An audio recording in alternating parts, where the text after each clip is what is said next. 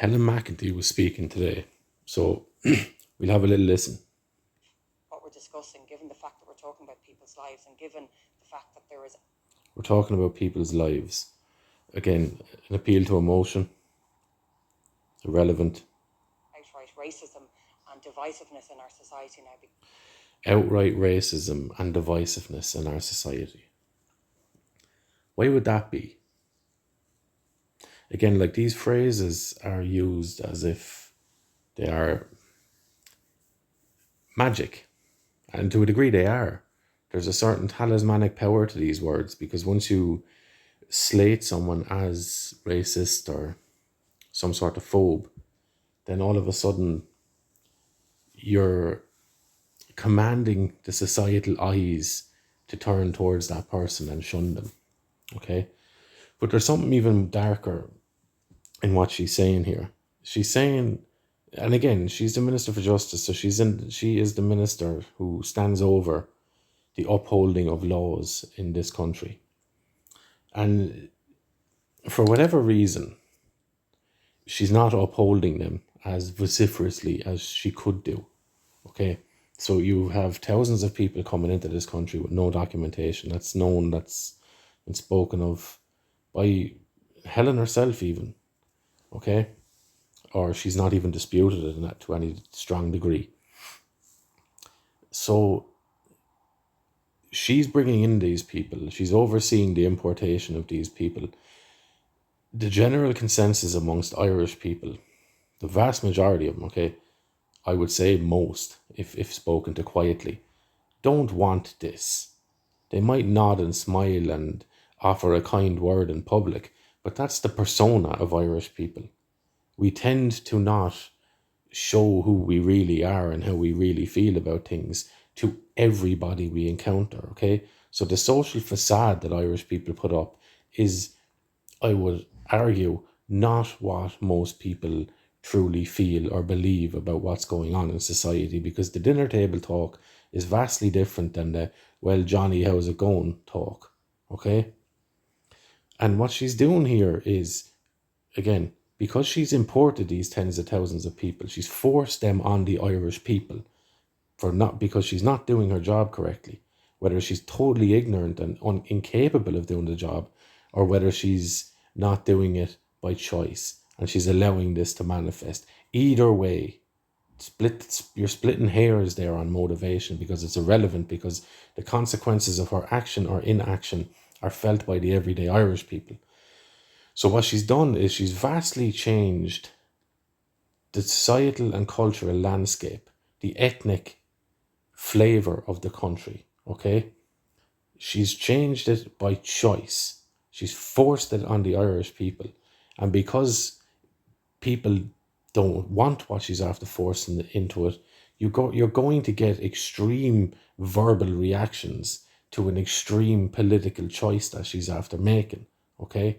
And then what she's doing is, based on a few people at the extreme end who are super aggressive in verbalizing their distaste for this, she's brandishing the same sort of coat onto everyone who objects to it.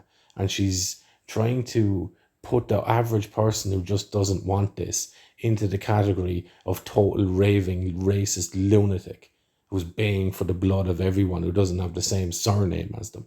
Okay? So that's what she's doing. It's disgusting behavior. It's incredibly manipulative. It's highly deceitful. And it is a total abuse of power, of whatever prestige is attached to that office that she has. And it's a total psychological warfare tactic on a native population in order to stymie any objection to a political goal that she has. She's going to try and brandish people as probably the most distasteful charge that could be levied against any person in society, in Ireland as well, where we are very liberal, we are super inclusive, we're incredibly charitable to people, and we tend to accept people on whether you can have a laugh or not, whether you're an easygoing, nice person. We welcome all kinds of people, okay? But when she wants to dump tens of thousands of people into every corner of this country, even into Gael talks, have you ever heard such nonsense? when people object to that, she wants to brandish you and tarnish you, your reputation, probably threaten your livelihood and disrupt the family relationships between people, okay? Because some will fold to social pressure quicker than others, and the ones that don't, then they get ostracized by the families, okay? So that's what this woman is at here. She even wearing a black witchy looking robe. Like, this woman is casting spells with the things she's saying. She is creeping into the hearts and minds of people that are listening to her, and she's attempting to harness your emotional reactions to words and channel them against your own people. That's what she's doing here. It's disgusting, it's sick, it's black magic, and it's total witchcraft from this woman. And I use those words in all seriousness and with all the gravitas attached to them that should be. I'm talking serious here. This is black magic. She's using her office, her words, the medium of media in order to try and morph and manipulate how you feel about what's going on around you and try and tag that onto something negative in terms of name calling. This is crazy stuff. Crazy, crazy stuff. It's not rational. It's not philosophical. It's not sound logically. None of it makes sense because it's all emotional and psychological manipulation. You are listening to the words with the intent that she has of an abuser to try and undermine someone's interpretation of reality and to try and render that as morally reprehensible in some way. Well, it's not. Okay? So you're looking, this is called black magic, trying to harness someone else's perception of reality to pull it in line with your own or how you want it to be for that person. That's the definition of black magic. Because of this, we as representatives have a real opportunity, but there's an obligation on us to make sure that we speak the truth when we're So it's interesting there that she kind of, maybe a little bit of a Freudian slip of the tongue. So we have an opportunity here, or sorry, we have an obligation to tell the truth. But she's not telling the truth, because never does she mention that due to these drastic social changes we're implementing here, or we're allowing to happen through our inaction, through the abdication of the authority in the office that we have, the expectations that we have by having this office, through the inaction, through our inaction, we're allowing this madness to happen in society. And never for a second does she say, and I understand that some people won't want that, but here's why we're doing it anyway. She doesn't even entertain that. She's not even upfront in her callousness. Okay, I'd have more respect if she was upfront. And she said, yeah, this is my goal, to continue bringing in these people. And while I understand that most people won't like it, or some people won't like it, tough, this is what we're doing. I'd respect that more, because, to be honest, this is not honest. talking about facts here. Total and to the week before, over 10,000 new Irish citizens from 150 different countries. Yes, there were many people who came. Who asked these people? Who asked the Irish people if they wanted that? Okay. Here on visas, many people who came directly to work, but there were many people there as well who were international protection applicants who came here seeking a safe life, who now have built a life, who contribute to our society, who enrich it. And I think that should always be to the fore of every single discussion that we have when we talk about migration here. So, wow. How long has international protection applicants been a thing? And already they're becoming citizens in this country. So here's where the cat comes out of the bag for this person, okay? And never mind like these empty words. So they enrich us. With what, Helen? They enrich us with what? How? Because otherwise it's just an empty word. Okay? It's a word that has a positive connotation because everyone wants to feel enriched.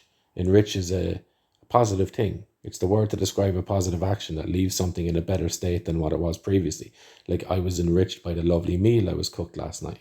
I was enriched by the lovely social connections that I have.